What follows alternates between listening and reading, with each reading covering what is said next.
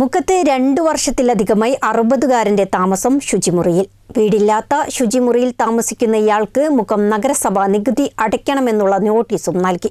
നഗരസഭയിലെ തെച്ചിയാട് വെള്ളിപ്പറമ്പ് വീട്ടിൽ സദാനന്ദനാണ് താമസിച്ചിരുന്ന പഴയ ഷെഡ് പൊളിഞ്ഞതിനു ശേഷം ശുചിമുറിയിൽ താമസിക്കുന്നത്. എത്രയൊക്കെ ദാരിദ്ര്യമുക്തമായി എന്ന് നാം പറയുമ്പോഴും അധികൃതരുടെ കണ്ണിൽപ്പെടാത്തതോ കണ്ടിട്ടും മനഃപൂർവ്വം അവഗണിക്കുന്നതുമായ ഒരുപാട് മനുഷ്യജീവനുകൾ ഇന്നും നമുക്കിടയിലുണ്ട്. അത്തരമൊരു ദുരിത കഥയാണ് ഇന്ന് പ്രേക്ഷകർക്ക് മുമ്പിൽ അവതരിപ്പിക്കുന്നത്. മുക്കം നഗരസഭയിലെ തെച്ചിയാട് സ്വദേശി 60കാരൻ സദാനന്ദന്റെ കഥ. കഴിഞ്ഞ 2 വർഷമായി ഇദ്ദേഹം താമസിച്ചു വരുന്നത് ശുചിമുറിയിലാണ്. മുക്കം നഗരസഭയിലെ തെച്ചിയാട് വെള്ളിപ്പറമ്പ് വീട്ടിൽ സദാനന്ദനാണ് താമസിച്ചിരുന്ന പഴയ ഷെഡ് പൊളിഞ്ഞതിനു ശേഷം 2 വർഷത്തിലധികമായി ശുചിമുറിയിൽ താമസിക്കുന്നത്. പ്രാഥമിക കാര്യങ്ങൾ നിർവഹിക്കലും താമസവും ഒരേ സ്ഥലത്ത് തന്നെ.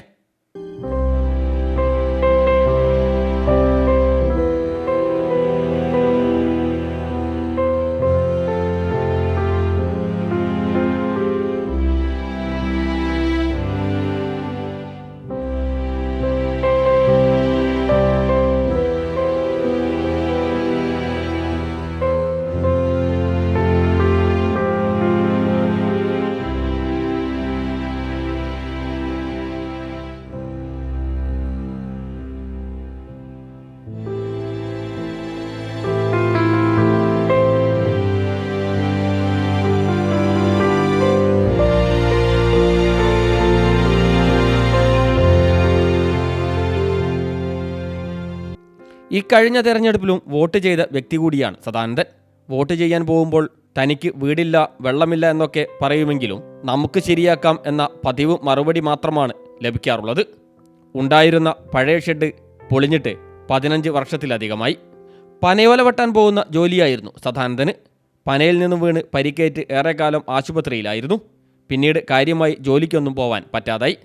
നാട്ടുകാരുടെ സഹായത്തിൽ അങ്ങാടികളിൽ നിന്ന് ലഭിക്കുന്ന ഭക്ഷണവും ആരെങ്കിലും നൽകുന്ന ചെറിയ പൈസയും കൊണ്ട് മാത്രമാണ് ജീവിതം തള്ളി നീക്കുന്നത്. അത് ആദ്യം പോയിട്ട് വീണായിട്ട് കൊണ്ടുപോയി ചെറുതാക്കി തന്ന് പിന്നെ പുതിയ കുറച്ച് അപ്പം കടക്കല് ഇല്ല. ഒന്നിനടുക്ക കടക്കുക, മണിക്ക് കടക്കുക. ഇപ്പം കാലൊക്കെ മെസ്സേജ് എടുത്തിട്ട് വേദനാകുക കാലൊക്കെ.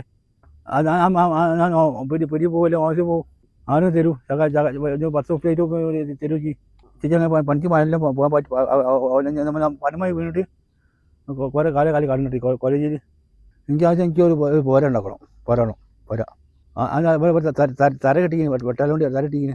ശുചിമുറിയിൽ താമസിക്കുന്ന സദാനന്ദന് മുക്കം നഗരസഭയുടെ നികുതി അടയ്ക്കാനുള്ള നോട്ടീസും ഇപ്പോൾ ലഭിച്ചിട്ടുണ്ട്. വീടില്ലാത്ത തനിക്ക് എന്തിനാണ് നികുതി എന്നാണ് സദാനന്ദൻ ചോദിക്കുന്നത്. സദാനന്ദന് വീടില്ലെന്നും വലിയ ദുരിതത്തിലാണെന്നുമുള്ള കാര്യം നാട്ടുകാർക്കറിയാമെങ്കിലും ശുചിമുറിയിലാണ് താമസമെന്ന കാര്യം അടുത്ത കാലത്താണ് അറിഞ്ഞതെന്നും എത്രയും പെട്ടെന്ന് വീട് നൽകാൻ നഗരസഭ തയ്യാറാവണമെന്നും സദാനന്ദന്റെ സുഹൃത്തും നാട്ടുകാരനുമായ അബൂബക്കർ പറഞ്ഞു. ഇത് സദാനന്ദൻ്റെ അവസ്ഥ നമുക്ക് ചെറുപ്പം മുതലേ അറിയുന്നതാണ്. അപ്പോൾ അവൻ്റെ അമ്മ നേരത്തെ മരിച്ചു പോയിട്ടുണ്ട്.